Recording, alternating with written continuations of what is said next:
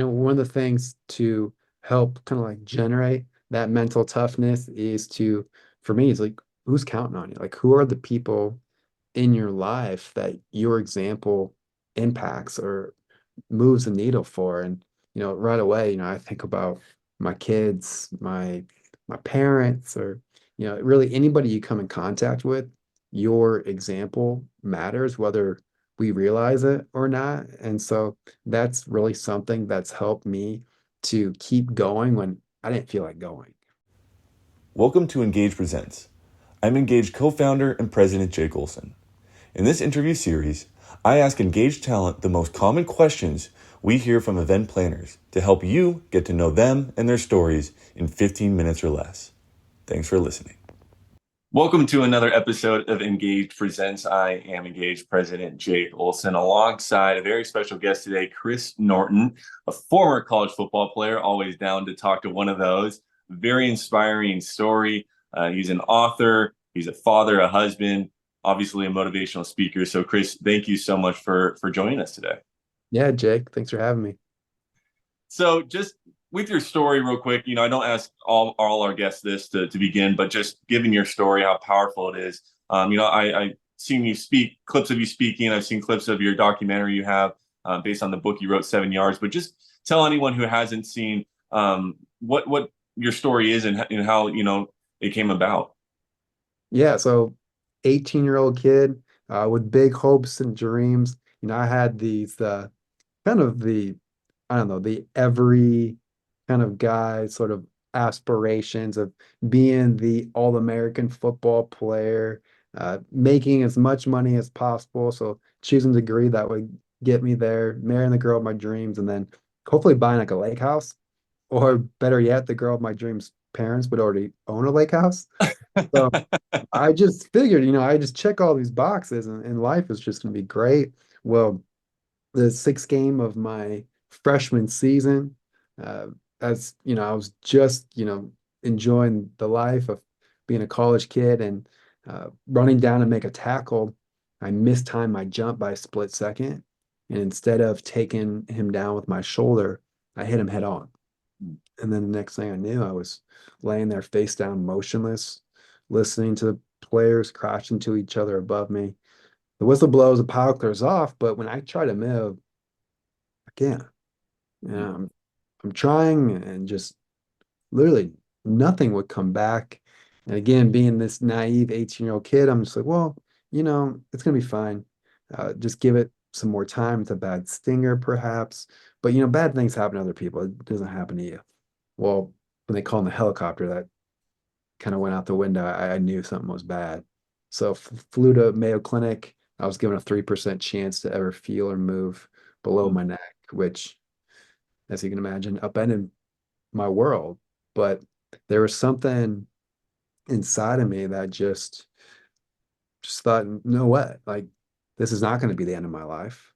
Like, I'm going to beat the odds, and I'm going to keep living my life no matter what happens to me. And I kind of took that determination, which I walk my audiences kind of through the story, and then kind of like the framework of how I became stronger through the change. Because we all go through change, we all get hit and knocked down by life, but it's how you respond. And it's not just surviving the change and just like getting by with it, but actually growing through it. And I think that's something I've been able to do very well throughout my life. And I'm now kind of just take people through that. But yeah, that up in my world. And then eventually, been able to move more of my arms and legs, standing with assistance, walked across the stage of my college graduation with my then fiance, Emily, who I proposed the day before. So I was way more nervous actually for the proposal than tripping and falling in front of thousands of people. But it worked out. And then walked 7 yards down the aisle of my wedding with her side by side, which then got turned into our movie and book. And then we've adopted 5 kids, Yeah. fostered 3. So we have a pretty wild house. And then I have a nonprofit, the Chris Norton Foundation. We have family wheelchair camps that we run. But that's kind of my story in a quick nutshell. And we'll get into that some of that, and that's so powerful. Thank you for sharing that, Chris. And like you said, the message that you deliver to audiences is stronger through change. And talking about how to empower others to overcome any adversity by coming stronger through change. How would you qualify that for yourself? And that how have you become stronger through the change and the massive changes you said when you were 18 years old? Well, I feel like because I lost my physical strength, I was able to tap into a strength that you can't get from muscles. It's your resilience, it's your determination of how do you respond, like your effort, your attitude. So all these little things that we know are important, but it became the most important thing to me because I couldn't rely on physically overcoming things. Like I Yeah, had to kind of mentally navigate most of my situation. So uh, that's one of the biggest pieces. I think it's just mastering your response. And so one of the things I talk about is taking radical responsibility because that's really where our true power lies. And that was something that I was never going to give away. Like I know I can't physically do it the way I want to, but there is a way for me to maybe communicate it, or there's a way for me to respond in a manner that I can still move my life forward. And so that's something I talk about with all audiences, and that's something I really had to take hone of. And then, another thing too is just your words yeah, and how you encourage and what you say to one another. And I had to get really good at that because that was another superpower of mine that I had to, it wasn't a superpower, I should say, but it was something I had to learn to communicate with people because I need help. Like yeah. I can't, as you know too, like there's just things that I can't do, and I have to be willing and be vulnerable to ask for help. But that's a strength, and I've found, and I'd be curious to know from you too. Like I feel like my relationships are more rich and strong because I ask people for help, and Yeah. people are willing to give it. Like it it's not only you're not the only one that gets something out of it, but they get something out of it too. Like they get satisfaction and fulfillment. And I've Yep. been able to see that and kind of harness that in a way that's mutually beneficial. And I think we live in a world that we want to do everything ourselves. We don't want to ask for help. But again, it's something I talk about with my audiences. That's beautifully said, and I completely feel you agree with that. I think to your point, it gives those individuals, the fulfillment, and it gives them also responsibility. You talked about that, but also gives them purpose. And I know you talk a lot about the mindset shift with leading with kind of that mental toughness you're talking about, that superpower as well as purpose driven life. So kind of talk about what that means to you about kind of leading with that mental toughness and purpose. Yeah, one of the things to help kind of like generate that mental toughness is for me, it's like, who's counting on you? Like, who are the people in your life that your example impacts or moves the needle for? And, right away, I think about my kids, my parents, or, really anybody you come in contact with, your example matters, whether we realize it or not. And so that's really something that's helped me to keep going when I didn't feel like going. Yeah, so that's something I think really has been uh, something I've been able to tap into, and I encourage other people to kind of tap into that mentality of just realizing there are so many people who look to you, whether you know it or not. And speaking of children, I mean, I once I learned more about who you were and the fact that you and your beautiful wife have adopted, that many kids, what in your heart ever made you want to do that? Or, what kind of calling do you feel like is on your life to take that step of faith? I mean, that's not easy. That's challenging. I mean, you are volunteering to do that, and what a purposeful, loving thing you're doing by doing that. Yeah, no, it's really something that was really placed onto my wife's heart. And it was something that she's always like her entire life.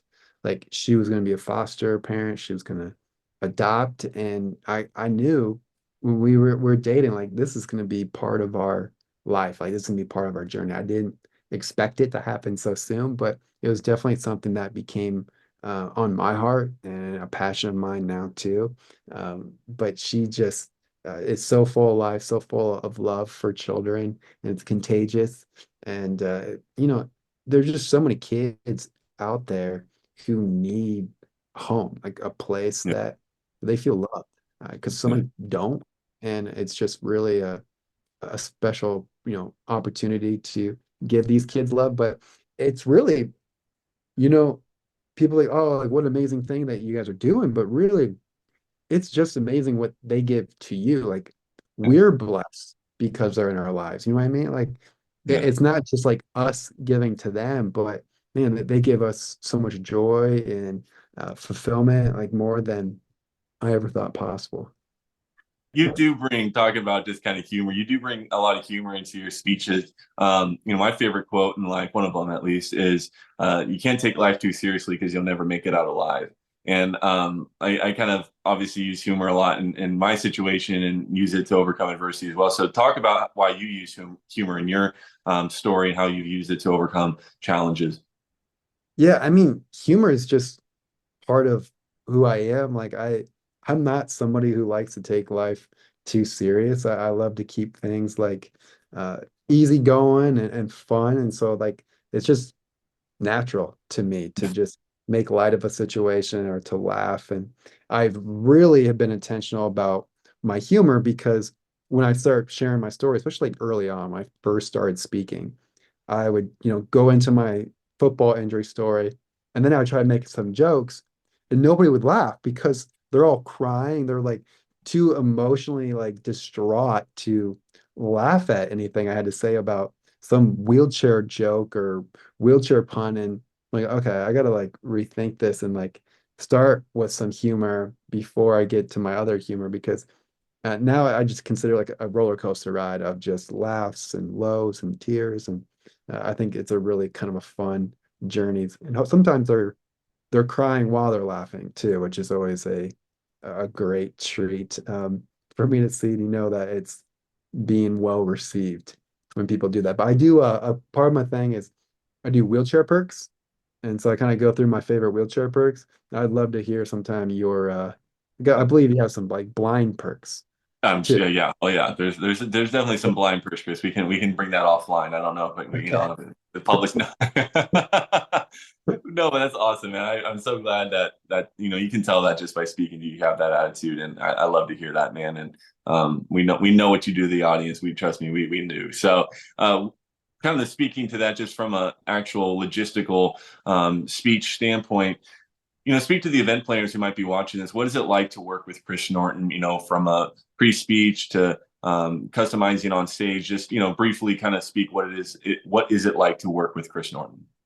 Yeah, I want it to be easy, just extremely easy. I have a team of people too that help make it extremely easy. But I love being on the calls. I want to be able to talk to the people who are running the show. I know how much these event planners have to coordinate and think through. There's a million different things, and I'm just one of the million things. I don't want it to be all about Chris, or I don't want to consume any more time than I have to. So just being really thoughtful about that. And I run some of my own events too. So I just kind of can understand. I've been in their shoes before. So I just want to make everything really clean, simple, just, be on time for everything early.